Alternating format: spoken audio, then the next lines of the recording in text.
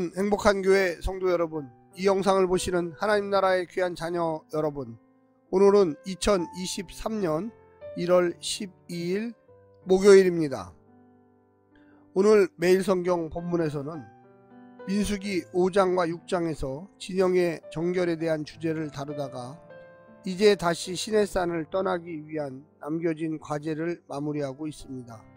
성막 봉헌이 광야 여정에서 중요한 이유는 성막이 하나님의 임재를 상징하기 때문입니다. 성막을 중심으로 이동하는 이스라엘 백성은 하나님의 임재를 따라 행진하는 하나님의 군대가 되는 것입니다. 이 성막 제의를 위해 이스라엘 12지파는 자발적으로 풍성하게 그리고 공평하게 예물을 드립니다. 오늘 본문을 나누어 보겠습니다.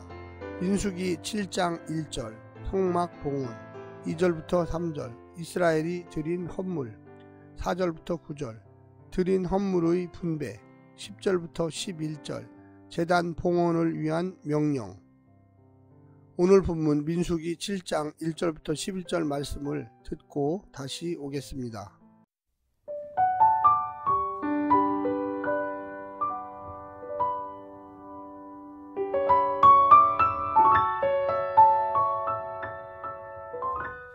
민수기 7장.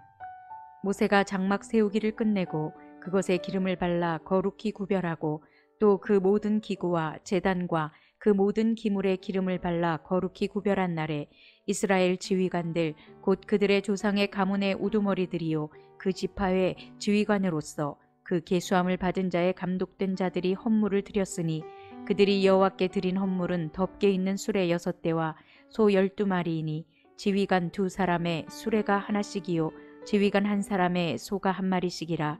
그것들을 장막 앞에 드린지라. 여호와께서 모세에게 말씀하여 이르시되 그것을 그들에게서 받아 레위인에게 주어 각기 직임대로 회막 봉사에 쓰게 할지니라. 모세가 수레와 소를 받아 레위인에게 주었으니 곧 게르손 자손들에게는 그들의 직임대로 수레 2과 소 4마리를 주었고 므라리 자손들에게는 그들의 직임대로 수레 4과 소 8마리를 주고 제사장 아론의 아들 이다말에게 감독하게 하였으나 고앗 자손에게는 주지 아니하였으니 그들의 성소의 직임은 그 어깨로 매는 일을 하는 까닭이었더라. 제단에 기름을 바르던 날에 지휘관들이 제단의 봉헌을 위하여 헌물을 가져다가 그 헌물을 제단 앞에 드리니라. 여호와께서 모세에게 이르시기를 지휘관들은 하루 1사람씩 제단의 봉헌물을 드릴지니라 하셨더라.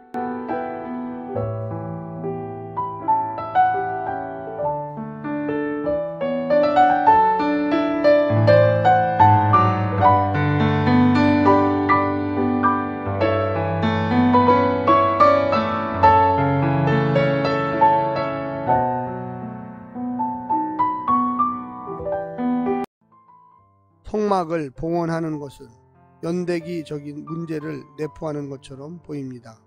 실제 성막은 출애굽 후 제2년 1월 1일에 완성되었습니다. 그때 성막을 봉헌해서 드렸고 제사장의 위임식 명령도 있었습니다. 본문의 성막 봉헌 기사는 출애굽기 40장에 나오는 성막 봉헌과 제사장 위임 그리고 구름기둥과 불기둥의 임재 등을 일련의 사건들과 어떻게 조화를 이룰 수 있는지 혹은 출애굽기 40장의 내용을 어떻게 보완하는지 질문할 필요가 있습니다. 오늘 본문을 세 부분으로 나누어 자세히 설명드리겠습니다. 첫 번째, 성막을 거룩하게 구별하다. 모세는 성막을 세우고 나서 성막에 기름을 바르고 그 안에 있는 각종 기구들에도 기름을 발라 거룩하게 구별하였습니다. 이를 통해 하나님의 임재 장소인 성막과 그 안에 있는 모든 것들을 성막 밖의 세계와 명백하게 구별하는 영역으로 정했습니다. 구별하기 전에는 똑같은 땅이고 나무고 금속이고 천이었습니다. 하지만 구별한다는 것은 다른 의미를 부여하는 일입니다. 그 다음부터는 그 장소와 물건을 대하는 우리의 태도가 달라집니다. 예수님을 믿기 전과 후 우리 몸은 달라진 것이 없습니다. 하지만 거룩하게 구별된 하나님의 것이라는 의미를 인정한 후 우리는 달라집니다. 성령께서 거하실 전으로서 하나님의 영광과 나라를 위해서 쓰임받고 세상의 가치관과 문화가 영향을 미치지 못하도록 애쓰게 됩니다. 두 번째는 지휘관들이 헌물을 드리다. 12지파의 지도자들이 덮개 있는 수레 6과 12마리 소를 봉헌하였습니다. 지파의 크기와 상관없이 소는 한 지파당 한 마리씩, 수레는 두 지파당 한 대씩 균등하게 바쳤습니다.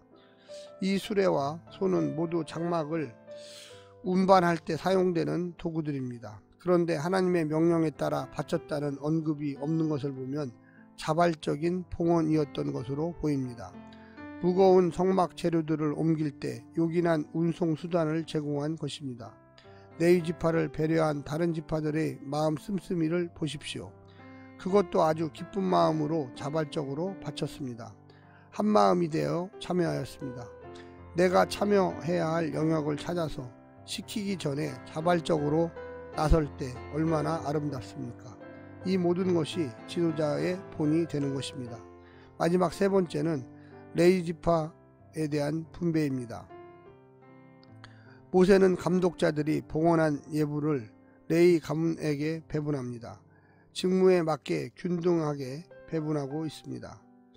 게르손 자손에게는 수레 2과 소 4마리를, 무라리 자손에게는 수레 4과 소 8마리를, 고앗 자손에게는 전혀 주지 않았습니다.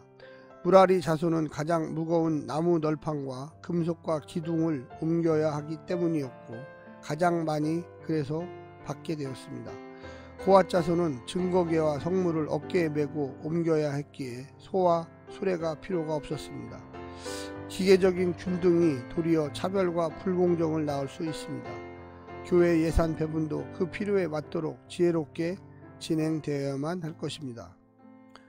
사랑하는 성도 여러분, 우리가 교회를 할 때 모든 예산은 하나님께서 주신 것입니다.